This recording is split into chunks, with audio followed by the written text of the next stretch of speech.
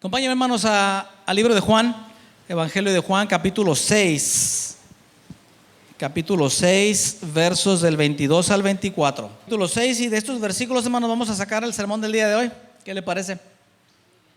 De aquí, ¿qué dice el título ahí, hermanos? La gente busca a Jesús, ¿verdad? Ese va a ser nuestro tema de hoy, buscando a Jesús. Así que, ¿qué le parece si le dices al que está ahí a un lado? Dile, oyes, dígale, oyes, dile. ¿Qué te parece si hoy buscamos a Jesús con todo nuestro corazón? Ok, vamos a buscar a Jesús con todo nuestro corazón. Hermano, antes de continuar, me gustaría dar una bienvenida a las personas que nos visitan por primera vez. Por allá tenemos unas personas, ¿verdad? Amigos de Silvia, sus vecinos, le damos una bienvenida.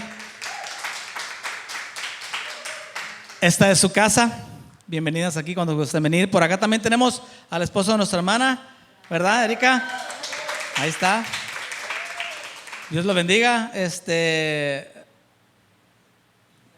me olvidó el nombre de la hermana de Paulina con su esposa. Anaís, perdón, Anaís. Anaís también nos visita ahí con su esposo, entonces también la recibimos. Dios los bendiga, de verdad, qué honor, qué privilegio, hermanos, como pastor, pues tener una congregación, ¿verdad? Y la responsabilidad, hermanos, que eso conlleva, la responsabilidad que lleva de parte de Dios al momento de compartir la palabra, ¿verdad? Porque hay que tener seriedad en esto, hay que hacerlo pues con sabiduría, hay que poder dar una buena interpretación a la palabra para poder dar alimento a las ovejas, ¿verdad? Entonces es muy lindo, hermanos, es muy lindo, de verdad, qué bueno que se dio cita hoy aquí. Así que vamos ahora sí a continuar. Sígame con su vista, por favor. Leo a partir del 22 hasta el 24. Dice: el día siguiente, la gente que estaba al otro lado del mar vio que no había habido allí más que una sola barca y que Jesús no había entrado en ella con sus discípulos, sino que estos se habían ido solos.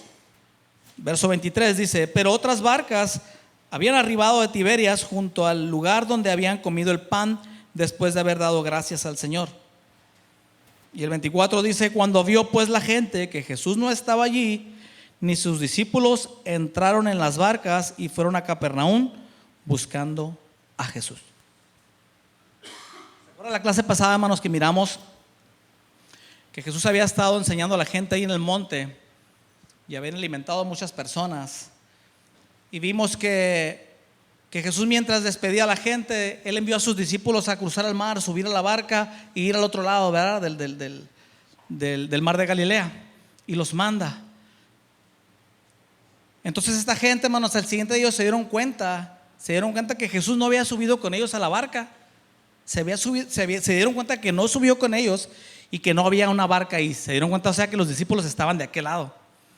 Pero dice que había otra gente que vino de más atrás, porque venía gente siguiendo a Jesús, hermano. Usted recuerda que Jesús ya llevaba su vida pública muy activa. Él ya estaba haciendo milagros, él ya iba, venía, y la gente se daba cuenta de lo que él estaba haciendo. Y eso estaba atrayendo muchas personas.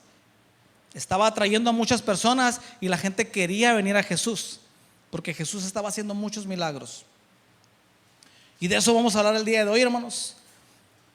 De cómo nosotros mismos, como cristianos, como verdaderos creyentes, lo que tenemos que hacer, hermano, lo principal y lo primordial es atraer a la gente a Jesús, ¿verdad? Nosotros no traemos gente, hermanos, porque sabes que ven acá a la iglesia porque mira que canto muy bonito y para que veas, ¿no? Para que veas que la iglesia, cuando yo canto, el poder desciende. No, hermanos. O no invitamos a la gente porque predicamos bien o porque enseñamos bien, ¿verdad? No, hermanos, lo principal, lo primordial es llevar a la gente a los pies de Jesús. Eso es lo más importante. Y por eso vamos a estar viendo, hermanos, de estos versículos el tema de hoy, que es buscando a Jesús. Había un inconveniente, hermanos, porque muchas personas estaban siguiendo a Jesús porque Jesús estaba haciendo muchos milagros. Jesús, en su misericordia y en su amor, hermanos, estaba sanando a mucha gente. Esa es su naturaleza. Dios es bueno. Dios es bueno, y Él, cuando miraba a personas, hermanos, Él le gustaba ir a la necesidad de las personas, y por ende Él sanaba a muchos. Y esto, hermanos, estaba atrayendo personas, pero querían buscar a Jesús, querían buscar el poder que Él traía y no querían seguir sus pasos. Fíjense qué problema tan grande. Las personas querían seguirlo por el poder que veían, porque les causaba morbo el hecho de que Jesús sanara a los paralíticos, a los cojos, ¿verdad? Por eso el Señor, hermanos, quiero que sepa usted que lo más importante para Jesús no era sanar a las personas. Él lo hacía porque Él tenía misericordia de ellas. Pero si usted se fija en muchos de los milagros que Jesús hizo, Él les decía al final: vete, hijo, tu fe te ha salvado, les decía, no les decía te ha sanado. Porque para Él lo más importante era sanar el corazón de las personas y no el problema físico que pudiera tener. Hoy ese Jesús sigue siendo el mismo y quiere sanar tu corazón, quiere sanar mi corazón. Jesús, hermanos, ese Jesús que estaba ahí, que tenía tanta influencia con las personas, está aquí en esta tarde. Está aquí y está buscando seguidores. Está buscando personas que lo sigan, hermanos, pero por los motivos correctos. Quieren que sigan al Maestro.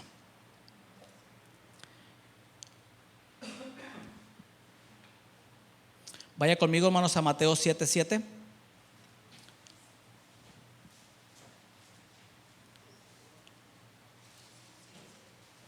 Mateo 7:7. Qué importante, hermanos, es buscar a Jesús en estos días, ¿no le parece? Qué importante es seguir a Jesús, hermanos, buscarlo. Mateo 7:7 dice ahí, hermanos, en la oración y la regla de oro, dice: pedid y se os dará, buscad y hallaréis, llamad y se os abrirá.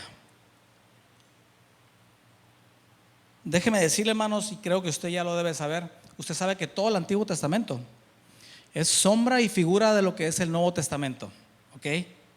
Y que todas las cosas que vemos en el Antiguo Testamento apuntan a Jesús. Todo apunta a Jesús. Si usted lee bien, hermanos, y analiza, todo apunta a Jesús. Entonces Jesús, hermanos, se dio cuenta que la gente necesitaba ser transformada.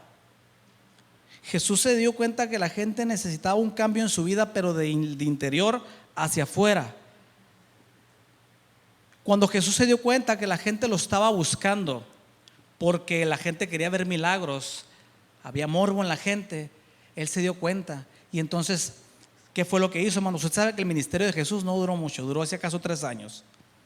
Él podía haber durado con nosotros mucho, pero cuando Él se dio cuenta que la gente lo buscaba y se atumultaba a las personas, hermano, para verlo por los milagros que hacía, Él se dio cuenta y dijo: ¿sabes qué? Voy a preparar a estos 12, voy a preparar a los discípulos y voy a hacer que su fe crezca. De hecho, cuando ellos se van por el mar, hermanos, y se levanta una tempestad de la madrugada, ellos nunca clamaron a Jesús. Si se fijan en el relato, ellos no claman al Señor. El Señor los está viendo allá del monte, estaba orando y los está viendo y dijo: mira, estos cabezones ni siquiera han clamado a mí, ¿verdad? Y cuando ya llegó la madrugada, hermanos, cuando casi amanecía y se levantó un viento contrario y la barca se movía y los discípulos se cansaron, y dice que remaban con todas sus fuerzas. Y ya estaban bien agotados, hermanos, tan agotados que cuando Jesús se estaba acercando creyeron que era un fantasma. ¿Usted cree? Andaban bien mal, ¿no? Pero el Señor se dio cuenta, hermanos, y entonces Él quería tratar con la fe de los discípulos. Por eso cuando Él se fue y ascendió, Él les dijo a los discípulos: es necesario que yo me vaya para que venga el Espíritu Santo. Porque Él sabía, hermanos, que nosotros sin el Espíritu Santo no somos nadie. Le dije: me voy a ir para que venga el Espíritu Santo. Yo no puedo estar aquí con ustedes todo el tiempo, pero va a venir Él, y con la ayuda del Espíritu Santo entonces van a poder hacer mi voluntad y van a poder hacer las cosas que yo les digo. ¿Y qué les dijo al final? Les dio una orden, ¿verdad? Les dijo: id y haced discípulos, bautizándolos en el nombre del Padre, del Hijo y del Espíritu Santo. Y les dio una tarea tan importante ahí. Entonces, hermanos, Dios anhela, de verdad, Dios anhela, siempre anhelado, Dios ha querido siempre que usted y yo tengamos una relación con Él. Dios anhela y está esperando que tú le busques. Vaya conmigo al Salmo 14, versículo 2, por favor. Salmo 14, 2.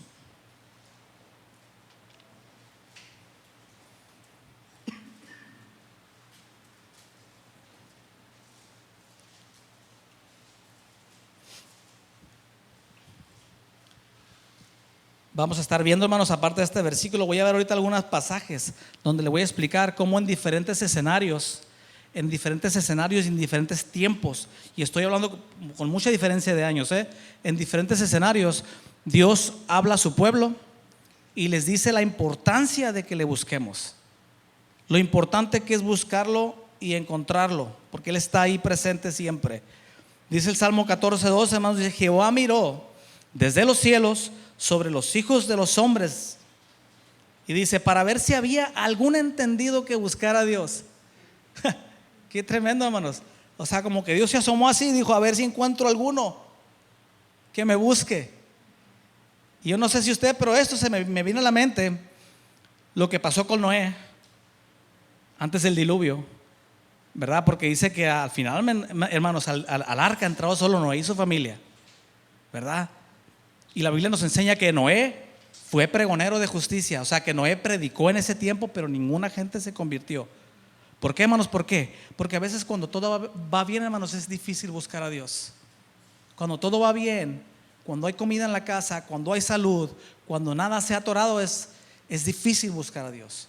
Y cuando llega la enfermedad, cuando llega la necesidad, a veces, ¿qué hace la gente o qué tendemos a hacer? Señor, échame la mano, ¿no? ¿Verdad? Ahí pedimos ayuda. Noé predicó, hermanos, y no se convirtió en ninguna persona. Y lo sé porque al último entraron nomás él y su familia, sus hijos y las nueras. Y ahí estaba Dios, hermanos, queriendo encontrar una persona que pudiera buscarlo. Qué triste, qué triste. También, hermanos, ¿se acuerda cuando Abraham intercede por su sobrino Lot? Porque Sodoma va a ser destruida. Y Abraham entra en confianza con Dios, entra en confianza y le empieza a decir, Señor, ¿cómo el Dios de justicia, cómo tú siendo el Dios de justicia vas a hacer esto? ¿Acaso no perdonarías la ciudad si hay 50 justos en ella? Y entonces entran en confianza y Dios le dice, sí, si hubiera 50 no la destruiría. Y luego le dice a Abraham, oye Señor, ya que estamos en confianza, dijo, ¿y si hubiera 40 la destruirías? No, no la destruiría. Y así se van yendo, hermanos, hasta que llega a 5 y el Señor termina destruyendo la ciudad. ¿Por qué? Porque no encontró a nadie. No encontró a nadie, hermanos, que le buscara, y vino juicio sobre Sodoma.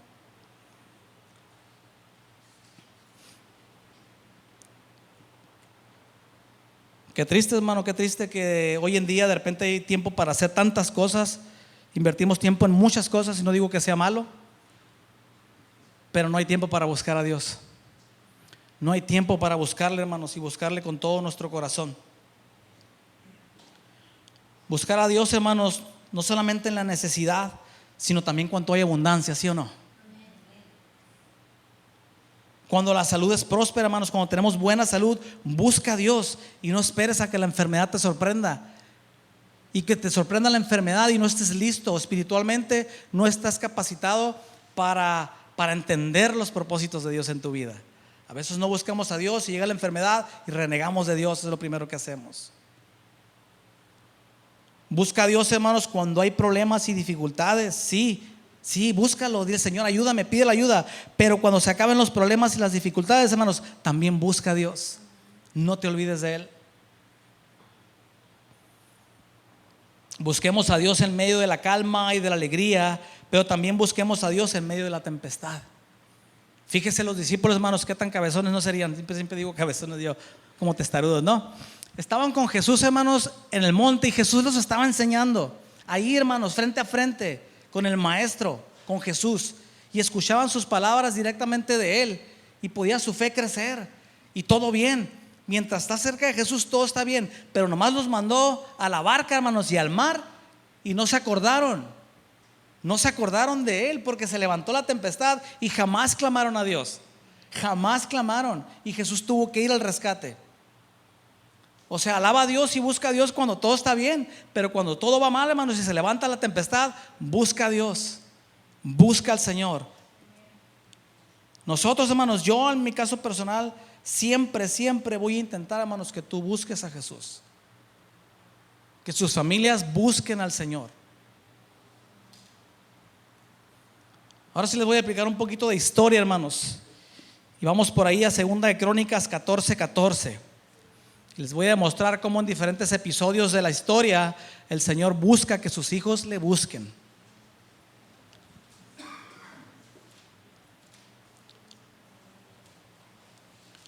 Segunda de Crónicas 6:14. Segunda de Crónicas, 14:14. Perdón. 14:4, ando mal. Es que se me revolvieron los cuatros.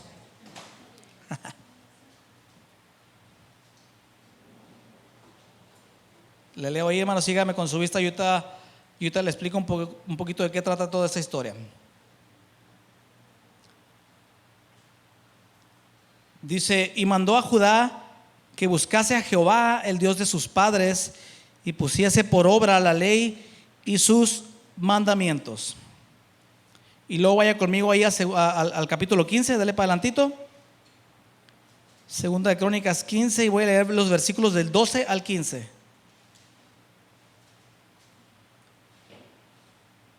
Dice, hermanos, la palabra: entonces prometieron solemnemente que buscarían a Jehová, el Dios de sus padres, de todo su corazón y de toda su alma, y que cualquiera que no buscase a Jehová, el Dios de Israel, muriese, grande o pequeño, hombre o mujer.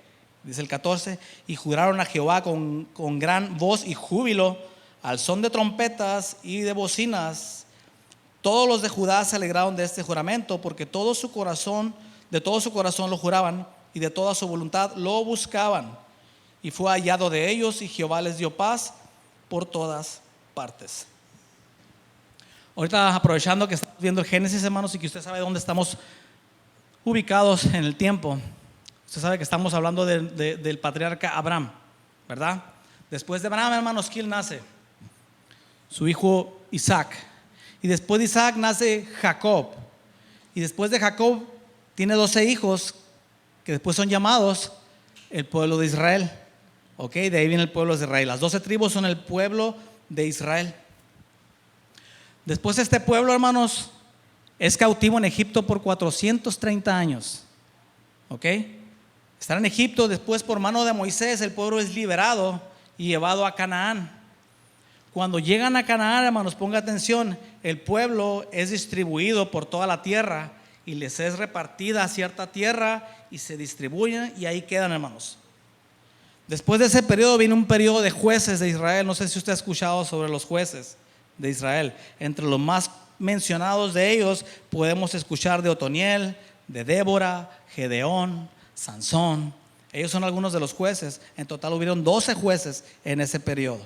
¿Por qué había jueces, hermanos? Porque el pueblo se corrompía fácilmente. El pueblo le daba la espalda a Dios, y Dios levantaba una persona para juzgar al pueblo. Así de fácil. Después de ese periodo de jueces, hermanos, vienen los reyes. ¿Y usted se acuerda quién fue el primer rey de Israel? Saúl. Y después de Saúl, David. Y después de David, Salomón. Cuando Salomón muere, hermanos, se acaba el periodo de los reyes del reino unificado.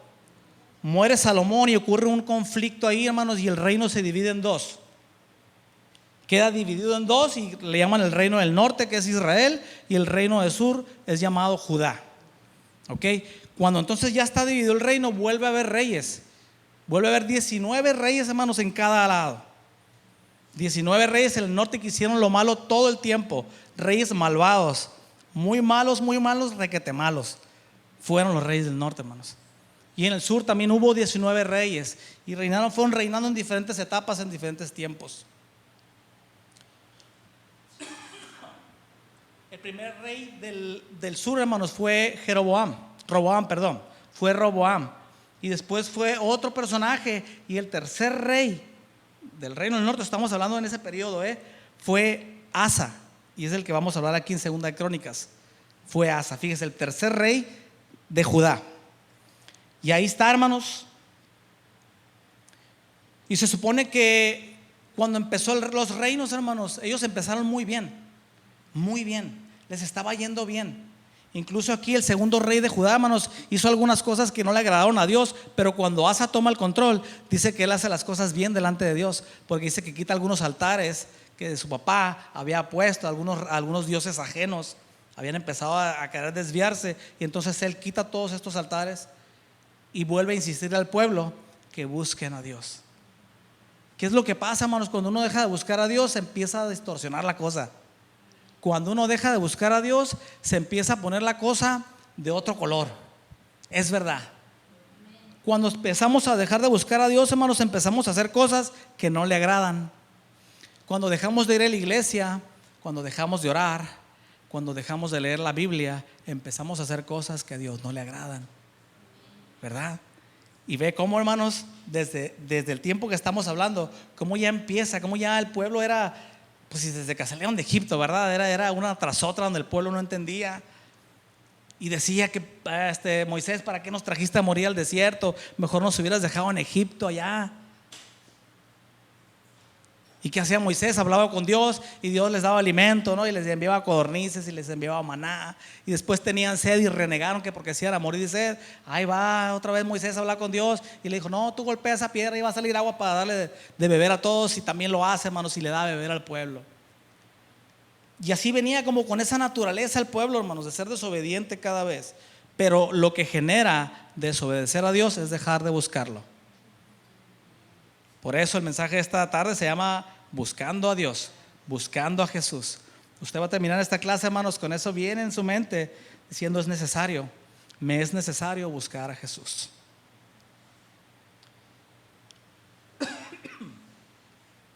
Vamos a Amós 5:4, vamos a ver otra situación. Amós 5:4. Por ahí está entre Génesis y Apocalipsis, hermano. Amós capítulo 5, verso 4.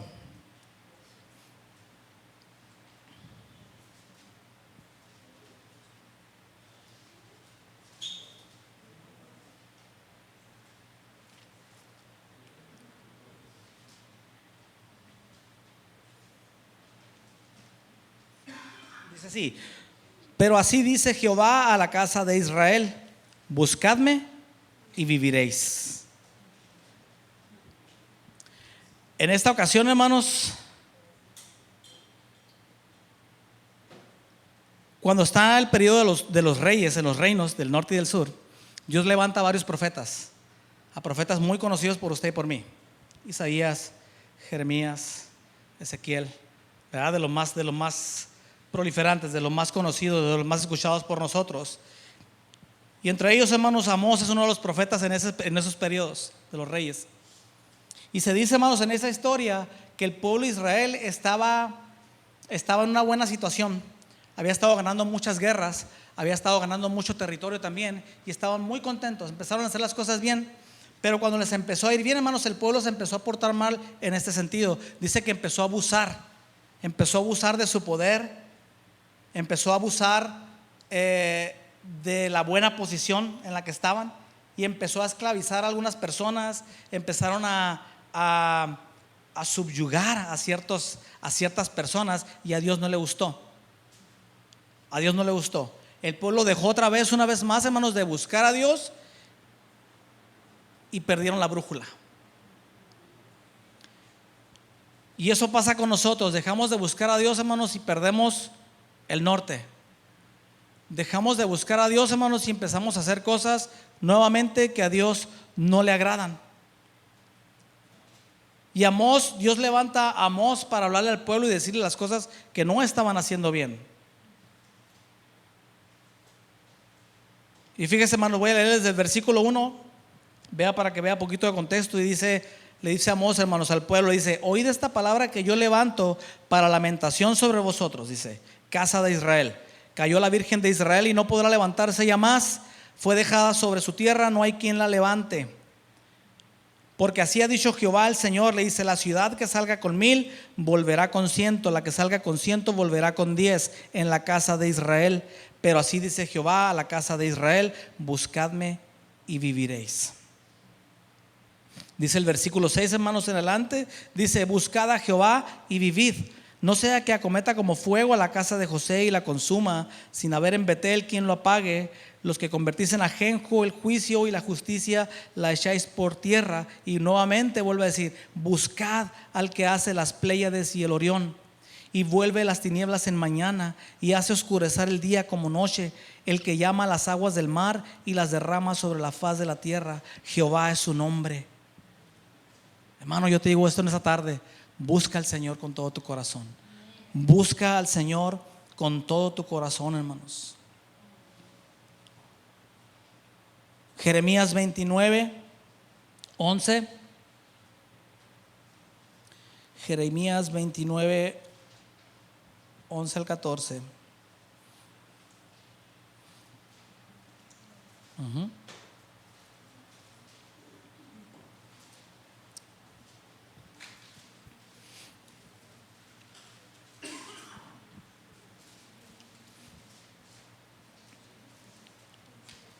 Jeremías 29, 11 al 14, le leo, hermanos, sígame con su vista. Dice: porque yo sé los pensamientos que tengo acerca de vosotros, dice Jehová, pensamientos de paz y no de mal, para daros el fin que esperáis. Entonces me invocaréis, dice, y vendréis y oraréis a mí, y yo os oiré. Y me buscaréis y me hallaréis, porque me buscaréis de todo vuestro corazón, y seré hallado por vosotros, dice Jehová, y haré volver vuestra cautividad, y os reuniré de todas las naciones y de todos los lugares a donde os arrojé, dice Jehová. Aquí déjeme explicarle algo, hermanos. Después del periodo de los reinos, el pueblo, hermanos, los dos pueblos, el norte y el sur, sufren un cautiverio. ¿Ok? En este periodo, cuando Jeremías está hablando aquí, Nabucodonosor de Babilonia, hermanos, se había llevado al pueblo cautivo, al pueblo de Judá. ¿Ok? Se lo había llevado cautivo, hermanos, y el pueblo estaba acá entonces en Babilonia. Estaba cautivo el pueblo, y había mucha gente triste. Y ya no querían pensar en las cosas que habían dejado atrás. Ellos recordaban que les habían destruido el templo donde ellos adoraban, hermanos, y estaban tristes. Y entonces, ¿qué hace Jeremías? Aquí se levanta, Dios levanta a Jeremías y le manda una carta al pueblo. Le manda una carta, hermanos, y fíjese lo que les dice. Pero les dice que no dejen de buscar a Dios. Ahí vamos otra vez con la misma, hermanos, y aquí me la voy a llevar hasta el final. Busquen a Dios, les dice. ¿Sabes qué? No estén tristes. Busquen a Dios, y les dice: tengan hijos, hagan sus cosas, levanten sus casas, no piensen que van a estar todo el tiempo ahí. Le dijo, porque a partir de los 70 años, dijo, yo voy a regresarlos otra vez acá. Y les da una palabra de esperanza, hermanos, pero les dice: busquen. Dice el versículo 12: entonces me invocaréis, dice, y vendréis y oraréis a mí, y yo les voy a escuchar. Y me buscaréis y me hallaréis, porque me buscaréis de todo vuestro corazón. Necesitamos buscar al Señor, hermanos, con todo nuestro corazón. Necesitamos buscar al Señor con todas nuestras fuerzas, con toda nuestra alma, con todo nuestro ser, hermanos. Mi pregunta hoy es: entonces, si Dios se presentaba al pueblo antes y levantaba profetas y buscaba una y otra forma de pedirles, de decirles: búsquenme. Pero yo me pregunto hoy, hermanos, ¿cómo podemos buscar a Dios hoy? ¿Cómo se puede buscar a Dios en estos días? ¿Cómo puedo estar seguro que yo estoy buscando bien a Dios y que Él me está escuchando? Muchos hermanos buscan diversas formas para llenar ese vacío espiritual en las gentes, pero déjeme decirle que nomás hay una sola forma, y es a través de Jesús que podemos buscar a Dios. Envía a Jesús para poder conocer su voluntad, y para poder conocer su carácter envía a su Hijo para conocerlo. Entonces, hermanos, lo primero que debemos de hacer para buscar a Dios en estos tiempos es reconocer al Hijo de Dios. Es reconociendo a Jesús, y para reconocerlo necesitamos fe, ¿verdad? Porque hay que creer en Dios. Si tú te acercas a la iglesia, hermanos, y te dicen que Jesús es real, que Cristo te ama y que Él es el Hijo de Dios, tú tienes que creer de verdad que hay un Dios, porque si no, hermanos, ahí no va a haber nada. Dice Hebreos 11:6: pero sin fe es imposible agradar a Dios. O sea, usted y yo necesitamos fe. ¿Qué es la fe? Es pues la fe, la certeza de lo que se espera, la convicción de lo que no se ve. Hay algo que está ahí, no lo miras, pero ahí está, y tú lo crees con todo tu corazón. Jesús es real, hermanos. Y dice después ahí Hebreos 11:6: es imposible agradar a Dios, dice, porque es necesario que el que se acerca a Dios crea que le hay, y que es galardonador de los que le buscan. O sea, aparte, hermanos, aparte, busco al Señor y obtengo beneficios. Hay beneficios, hermanos, aunque no los busco, tengo beneficios. ¿Y cuáles son esos beneficios? ¿O cuáles son algunos de esos beneficios? Bueno, beneficio número 1, hermanos, de buscar a Dios hoy en día: Dios nos da vida. Y vida en abundancia, ¿verdad? Es decir, tenemos, hermanos, prometida la vida eterna. Y si usted y yo buscamos al Señor, podemos obtener vida. Amós 5:4, ¿qué dijo? Buscadme y viviréis. Buscadme y viviréis. ¿Qué dice Juan 3:16? Porque de tal manera amó Dios al mundo, que ha dado su Hijo unigénito, para que todo aquel que en Él cree no se pierda, mas tenga vida eterna. Ahí está la vida, ahí está la promesa de vida. Usted busque a Dios, hermanos, busquemos a Dios con todo nuestro corazón y viviremos. Segundo beneficio, hermanos, el perdón.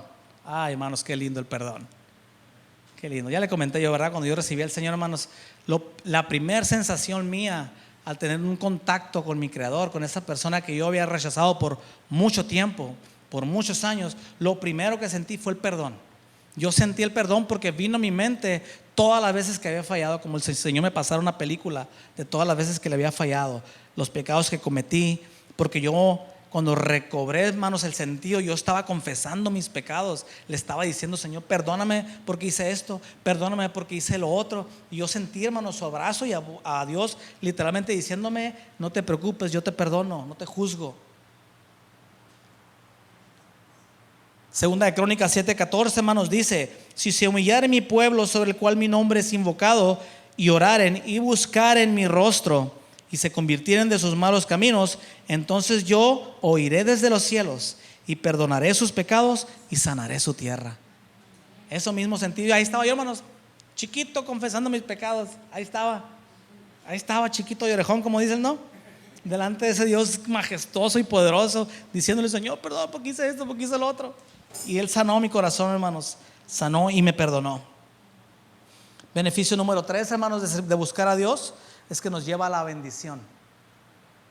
Donde está Dios, hermanos, donde está el Espíritu de Dios, ahí hay bendición. Salmo 119:2 dice: bienaventurados los que guardan sus testimonios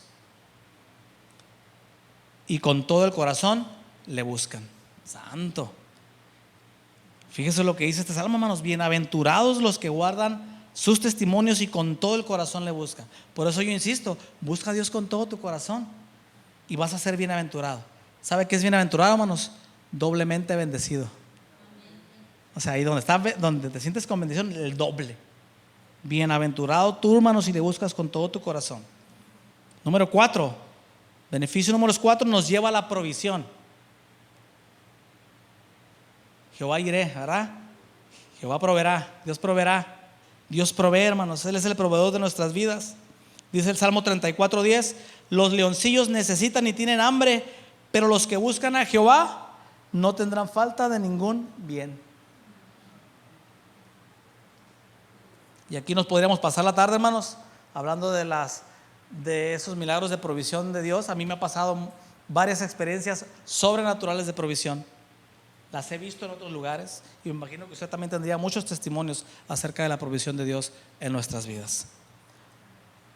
Buscar a Dios, hermanos, en estos días nos da protección también. Usted sabe que hoy, hermanos, nuestro país, nuestros estados, nuestras comunidades, nuestros pueblos, hay mucha inseguridad hoy. Y hay peligro, hermanos. Nosotros hace casi 10 años nos venimos del Sausal, hermanos, casi huyendo, por decirlo así, porque estaba la inseguridad muy fuerte ahí en el Sausal donde vivíamos. Y andaban matando personas donde sea, hermanos, y desapareciendo gente. Y no nos venimos por miedo, hermanos, porque sí confiábamos en Dios, pero el ambiente no nos gustaba. No estábamos tranquilos, no estábamos conformes, no estábamos a gusto y nos venimos. Hermanos, buscar a Dios trae protección a tu vida.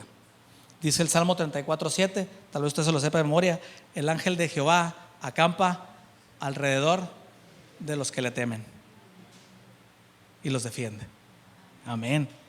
Buscar a Dios, hermanos, nos trae protección. Buscar a Dios, hermanos, también nos trae sabiduría.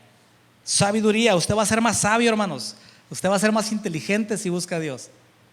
Y no porque lo pida, sino, hermanos, sino en automático. Proverbios 28:5 dice: los hombres malos no entienden el juicio, mas los que buscan a Jehová entienden las cosas. O sea, usted va a ser un entendido de Dios. Usted va a ser una persona, hermanos, que no va a ser comparada con el necio, que no hace las cosas que a Dios le agradan, sino como el sabio y el entendido que hace a lo que a Dios le agrada. Buscar a Dios en estos días, hermanos, renueva nuestras fuerzas. ¿Cuándo se ha sentido cansado usted espiritualmente, hermanos? ¿Se ha sentido cansado alguna vez? ¿O nomás yo? Levante su mano si se han sentido cansado alguna vez espiritualmente. ¿Qué dices tú? ¿Sabes qué? Yo hasta aquí llegué, ¿verdad? A ver, ¿dónde está la toalla para tirarla? Y de repente aparece Dios y te dice: no, mijito, aquí no hay toalla. Levántese y dele para adelante. ¿Verdad? No, hermanos. Aquí, hermanos, estando en Dios, Él renueva nuestras fuerzas y no nos deja quedarnos en el piso. Isaías 40:31 dice: pero los que esperan en Jehová tendrán nuevas fuerzas, levantarán alas como las águilas, correrán y no se cansarán, caminarán y no se fatigarán. ¿Cómo la ves desde ahí? Chulada, ¿no, hermano?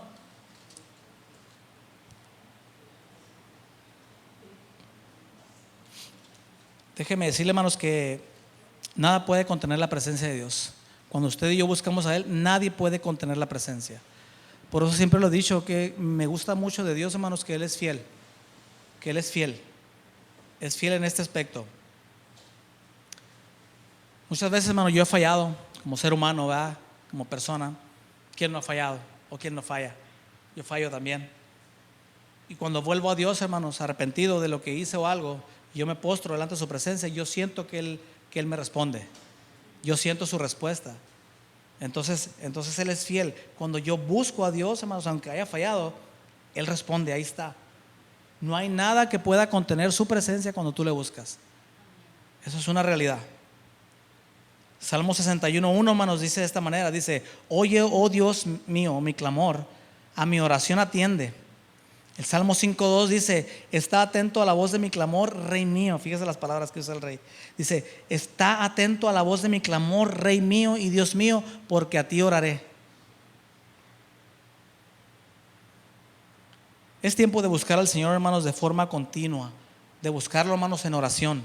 De buscarlo en la palabra de Dios. Es tiempo de buscar a Dios continuamente, hermanos, de no rendirnos, de no quedarnos en el camino, sino de continuar, de permanecer, hermanos. Dice Isaías 55:6: buscarlo mientras Él pueda ser hallado, porque sabe que va a llegar el día donde no haya la libertad de buscarlo y donde no lo encontraremos, hermanos. Por eso hay que aprovechar el día de hoy. Dios puede ser hallado. Por eso es que predicamos esto, hermanos, en estos días. Busquemos a Dios con todo nuestro corazón. Hay una anécdota, hermanos, que quiero contarles, una reflexión acerca de una iglesia, hermanos. No es como esta, es como una que está en Tijuana. Había una iglesia, hermanos, muy grande y muy bendecida, que estaba en crecimiento. Y se dice que en esa iglesia, hermanos, había muchas personas. Los congregantes eran muy fieles y muchas personas no faltaban a los servicios. Ahí estaban constantemente en cada actividad de la iglesia. Y dice que entre esas personas había una ancianita. Había una ancianita, hermanos, que no faltaba jamás a los servicios y que ahí estaba presente, que ahí estaba constantemente, y se le podía ver en su forma de servir a Dios que ella lo amaba. Existía una ancianita. Y se dice que el pastor de la iglesia era también un hombre, hermanos, un hombre de Dios, un hombre que se preparaba bien y que llevaba buen mensaje a la iglesia. Y que este pastor tenía a su cargo, hermanos, un ministro de alabanza que le sacaba todo el trabajo. Y se dice que esta persona era muy trabajadora, el ministro de alabanza también, una persona que cantaba muy bien y que tenía un grupo de alabanza bien controladito, bien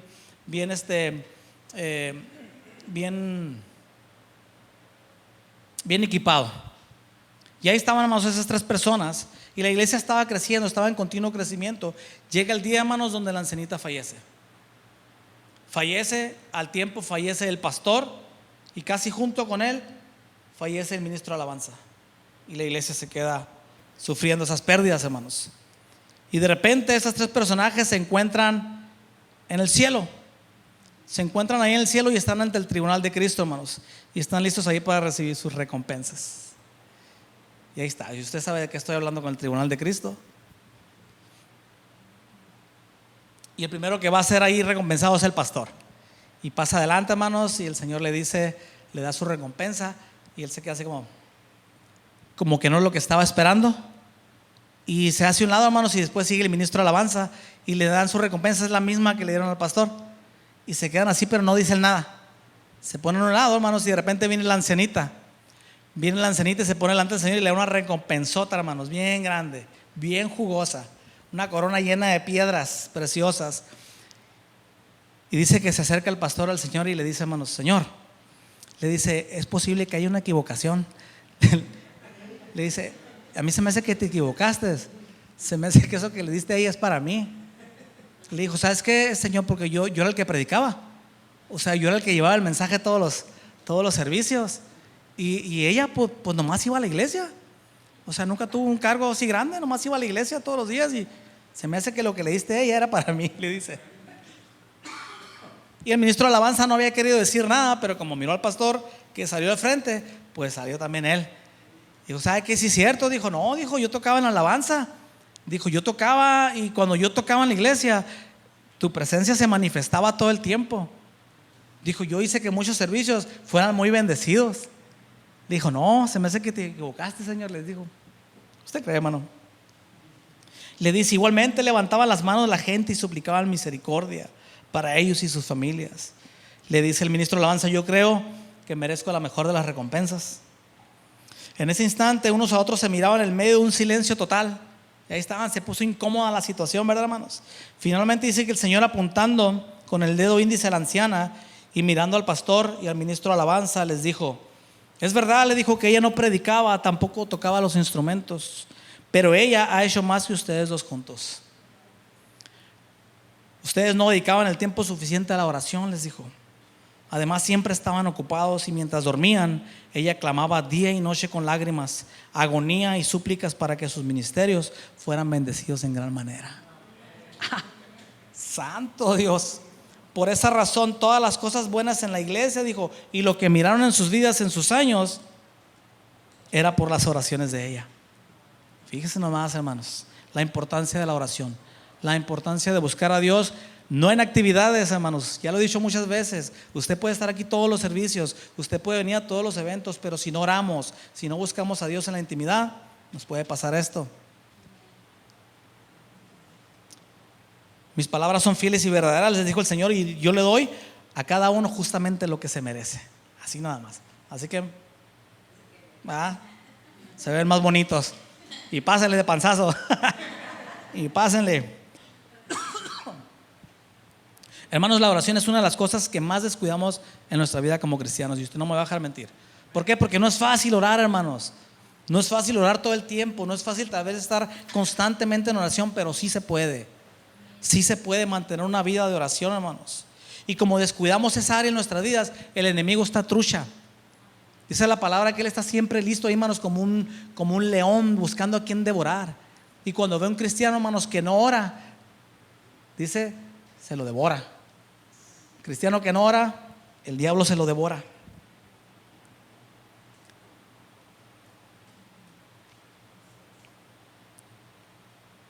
Dice la Biblia, hermanos, confesad vuestras ofensas unos a otros y orad unos por otros para que seáis sanados. La oración eficaz del justo puede mucho.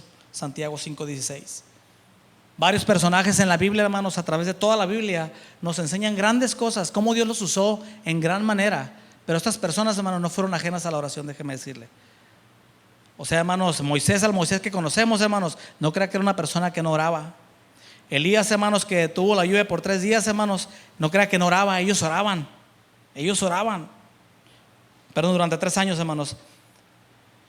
Ahora, ¿qué más podemos decir, hermanos? Daniel y sus amigos recibían amenazas continuamente, hermanos, siendo así la oración su mejor arma para neutralizar los peligros. ¿Se acuerda? Cuando los metieron en el horno de fuego y no les pasó nada. Y se asomó el rey ahí y dijo, hey, ¿que no habían metido 3? Yo veo 4. Resulta que estaba Dios con ellos ahí protegiéndolos, hermanos. Pero la oración debe ser parte de nuestras vidas. La oración debe ser parte de nuestras vidas, hermanos. También Jesús es nuestro mayor ejemplo. Él oraba, hermanos, aunque era Dios, aunque él era 100% humano y 100% Dios, hermanos, él oraba. Él oraba y obraba milagros extraordinarios, hermanos, pero de igual forma, cada día la oración ocupaba gran parte de su tiempo. Y esa es la gran enseñanza que nos deja. Hermanos, busque al Señor con todas sus fuerzas, por favor. A veces el templo, hermanos, de 4 paredes, este lugar no es suficiente para adorar a Dios. Este lugar es suficiente, hermanos, para venir y reunirnos. Adorar a Dios, sí. Orar unos por otros también. Animarnos. La Biblia nos enseña que tenemos que congregarnos y que es importante, sí. Pero a veces no es suficiente, hermanos, para rendir una adoración continua. Incluso a veces ni la recámara de nuestra casa es suficiente, hermanos, porque a veces no tenemos el tiempo o no tenemos la manera de tener un momento de comunión con Dios, aunque deberíamos de tenerlo. Yo quiero invitarle en esta noche, hermanos, que prepare una habitación aquí en su corazón. Que preparemos una habitación donde Él pueda estar cómodo, donde Él se sienta bien. Recuerden, hermanos, dice la palabra en 1 Corintios 3:16.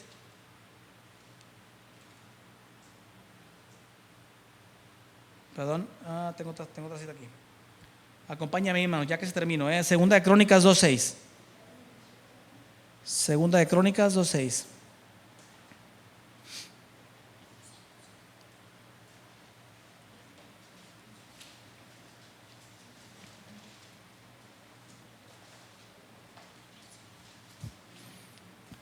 Qué hermosa cita esta, hermanos.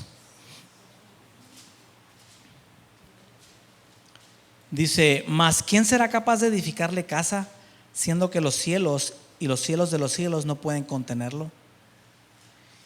¿Quién pues soy yo para que le edifique casa, sino tan solo para quemar incienso delante de Él? Hablando del templo, hermanos, y cómo usted y yo sí podemos construirle un templo de adoración al Señor aquí. Le invito a que lo haga, hermano. La Biblia nos enseña que somos templo del Espíritu Santo, ¿verdad? Dice: ¿no sabéis que sois templo de Dios y que el Espíritu de Dios mora en vosotros? Todavía no se levanta, hermanos. Quiero hacer algo especial. Voy a poner una canción, una grabación que tengo aquí, y quiero que reflexione en ella, hermano.